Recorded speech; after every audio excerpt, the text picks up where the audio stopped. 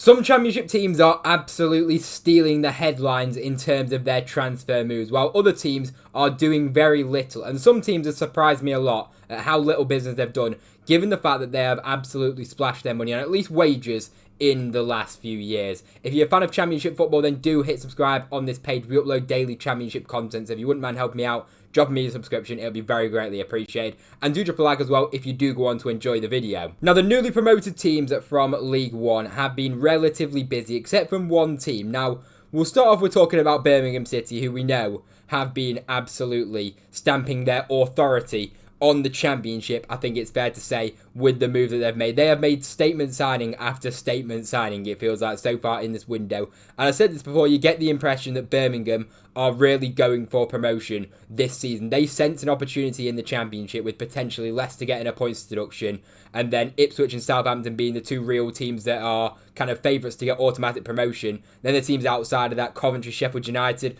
Birmingham will fancy their chances, and with the money they're spending and on especially wages and the transfers they're making in terms of how big names they're bringing in, you can't help but think Birmingham City are really going for it this season. And I mean, it's going to be such an exciting transfer window, such an exciting season, given the fact that this transfer window has been the way it is for Birmingham City. And we're still only in July. There's still a month to go till the Championship season actually starts. And you wouldn't put it past Birmingham to bring in a few more big names and potentially really be going for that promotion spot in the Championship. Already making numerous signings. I think people forget the signing of Phil Newman because it was done so long ago. Obviously on that free transfer, so highly rated over in Germany, coming over to the Championship. Very, very exciting deal. They signed James Beadle, but then a big statement signing for me is Tommy Doyle. Now, a lot of people are obviously talking about the other transfers that have happened since then because they all kind of happened in such a short window, or such a short period of time. All of these transfers. I think Tommy Doyle is just a ridiculous transfer. You know, I said he's played over 50 games in the Premier League. He's got a promotion under his belt with Sheffield United, and he's an established player at Championship level easily, and you can argue he is good enough to play in the Premier League. You don't play 50 games in the Premier League if you're not a good player. So this guy is going to be one of the best midfielders in the Championship, adding to a midfield which was already unbelievable in League One, getting 111 points, and Tommy Doyle is only going to add to that, and that is such an exciting signing for Birmingham City on loan from Wolves. I think an option to buy as well at the end of it. They've also signed Bright Osayi Samuel, which is an interesting one. Obviously, well, I'm a QPR fan, so I've watched Bright a lot play for us, and he was really impressive when he played for QPR, to be honest. I think he had the potential to be a Premier League player at the time. He obviously went off to Fenerbahce, where, from what I've seen, I've only watched a few games since he's gone to Fenerbahce in the kind of European competitions, but he's completely readapted his game and he's now a fullback. So it'd be interesting to see where he fits in. He's predominantly a right back, but obviously Birmingham have got Ethan Laird there, again another former QPR player, in Ethan Laird there, which obviously has done very well for Birmingham, especially in League One. So it'd be interesting to see where he kind of fits in. Could he maybe fill in at left back, I think people are talking about, but wherever he is, this guy is absolutely rapid. And as I say, he's been playing for numerous seasons down in Turkey, 180 appearances over in Turkey after playing for QPR in the Championship, where he was well good enough. Just needed to finish out, iron out his end product, I feel, when he was at QPR. But as I say, now he's a fullback. His end product, he isn't as dependent on his end product as what he would have been when he was a winger. So he's a very exciting sign in my opinion. I think on a free transfer, it's a great piece of business. Already knows the division, and as well as that's gone off and got some really good experience over in Turkey.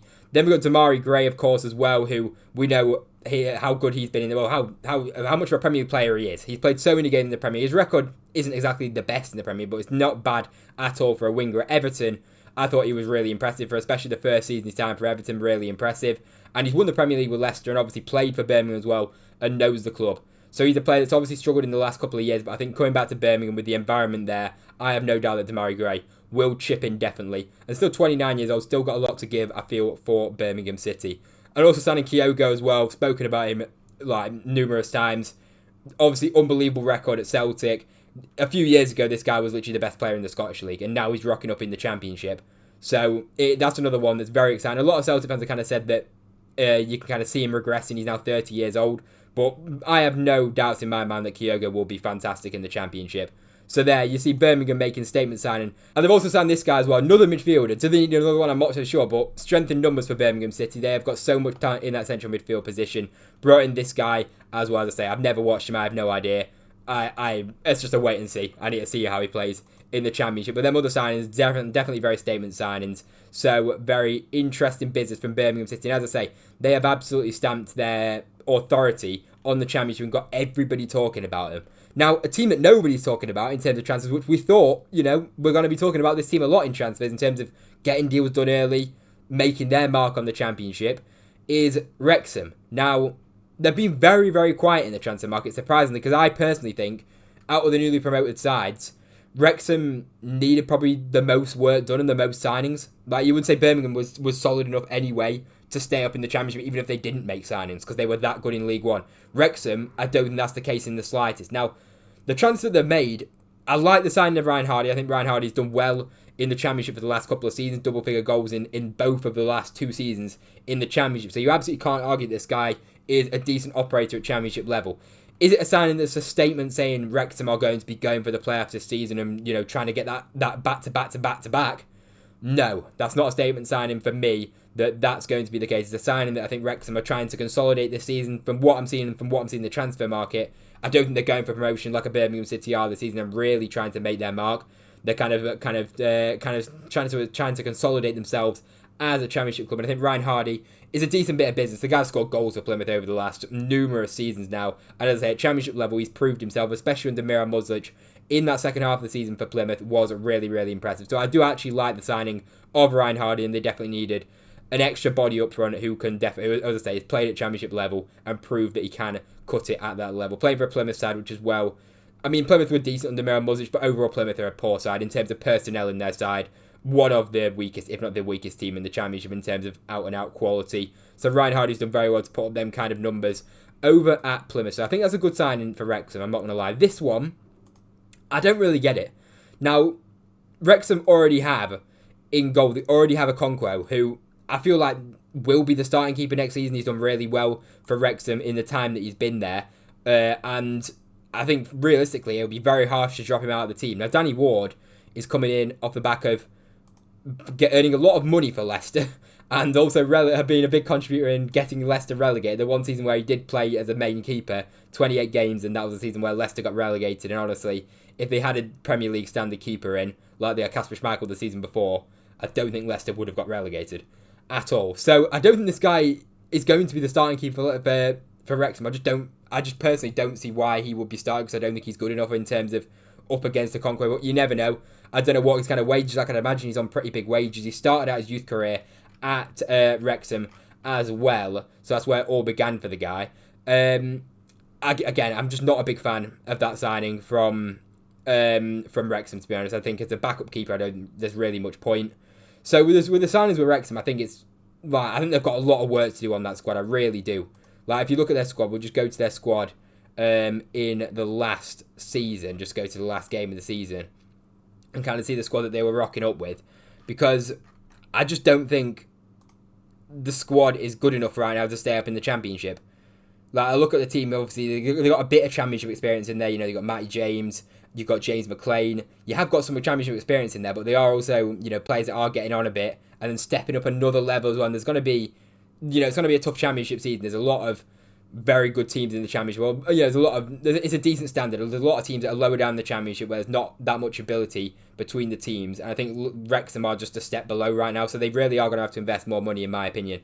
As I say, they were very solid. They were a very solid defensive unit in the Championship, in League One, last season. But stepping up to the Championship, it's a completely different level. And the manager as well, Phil Parkinson, just a word on him. His record in the Championship is absolutely diabolical in the club. Now, granted, he's taken over clubs that are, the bottom end Championship clubs, but he hasn't exactly impressed at Championship level in terms of his managerial ability at all. So this is this is a big step up for Phil Parkinson as well. He's proved that he can't really cut it at Championship level. Obviously done fantastic to get Wrexham promoted through these divisions, but the Championship, as I say, it's a completely different ball game we're talking about here. So Phil Parkinson, I think, needs reinforcements in that squad if he wants to be competitive, because I don't think that squad's good enough as it is, with the managers unproven at Championship level as well. Not ideal. So I think Wrexham are going to have to put their foot down, which I know they will. They're going to have to put their foot down and start actually, getting reinforcements in through the door, because, it's only a month till the season starts. It's not absolutely miles away at this point. Obviously, everyone's in pre-season as well now, as well. You want to have them bedded in, ready to go for the new season. Now, Charlton Athletic, they have been busy in the transfer market. Charlton have. so far. And to be honest, I actually like the business that they've done now. The transfers haven't updated on FOTMob today because they have signed a couple more players than that. But I do like some of the signings that they've made. They brought in Sonny Carey from Blackpool, who did pretty well, to be honest, at Blackpool in League One, was one of the better midfielders in League One. So he's making the step up to the Championship, and in my opinion, well deserved. And I think he'll fit right into that Charlton team. So I think that's a decent signing right there from Charlton. They also signed Thomas Kaminski as well from Luton, which is a bit of a theme here with Charlton, with the kind of business that they've been doing. They brought in Thomas Kaminski, who's got seasons of experience in the Championship, so many seasons, and as well as that season in the Premier League as well, where he performed pretty well in the Premier League. Was one of Luton's better players just a couple of years ago. Did struggle a bit more in the Championship last season, but I have no doubt Thomas Kaminski will be a good signing. Now, the transfers haven't updated, but they've also gone over to Stockport County, and they brought in Alafe as well, who has done very well at Stockport and looks to be an absolute handful. Now, his end product and his finishing is a bit of a letdown to his game, but I really like the sign. He's a very raw striker, and as I say, he's going to be an absolute handful for the majority of Championship defences, and that's kind of what you need. You need someone that's going to cause absolute carnage in that team. So I actually really like the signing of Alafe that they've made. They've also made the signing of, we'll go for the first Luton player they signed just the other day as well. And I'm going to have to type in the other way. It is Amari Bell of Luton, it was. Now it's Charlton, who obviously was part of the Luton side that got back-to-back relegations. He was also part of the Luton side that got promoted as well. So he's a player that's got a lot of Championship experience. You can kind of tell what Charlton are going for, and I do like, you've got to rate that they're going for Championship experience in terms of their survival bid. They're going to need players that have played at this level and know what it's about. And Amari Bell is most certainly one of them players who's played for numerous years at Championship level now. Since 2017, he's been playing at Championship level, and he's been very comfortable for the vast majority of that. Obviously at Luton, we all know what happened last season. You can't really write it off, but you've got to look at what happened before with Amari Bell, how this guy was a very good defender at Championship level. He's got that versatility as well. He can play as part of a back three at centre half. He can also play obviously at full back as well. So quite a handy versatile player. Will he play week in, week out? I'm not so sure, but I think he's a decent signing if he is going to start or if he is going to be a backup. Now, the signing that I do really like is, again, we're going to Luton again, and that is Reece Burke, who's really struggled with injuries, had a lot of injuries over his time at Luton. Played 100 games since 2021, which is still a decent amount of games, but he has, if you look at the seasons, he has missed games through injury, and he's never really had a full season at Luton in terms of staying injury-free. There's always seems to be something with him where he misses a chunk of games in the season. Now, if you can keep him fit, he is a very, very good defender at Championship level. Luton signed him for a reason. We know that Luton's recruitment before they got to the Premier League was really, really good. Very good at Hull as well. And now signing for Charlton, 28 years old, got a lot, as I say, a wealth of Championship experience.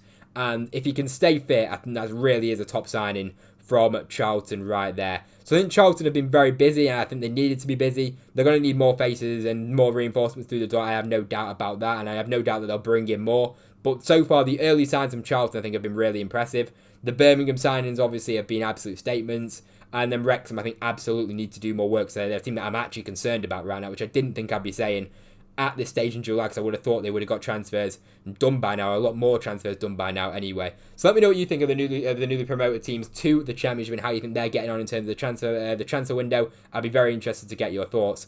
Anyway, if you enjoyed the video, drop a like down below. If you're new to the channel, please do hit that subscribe button. We do daily Championship content. If you watch this point, you may as well hit that subscribe button. So I hope you enjoyed. Thank you very much for watching the video, and I'll see you in the next one.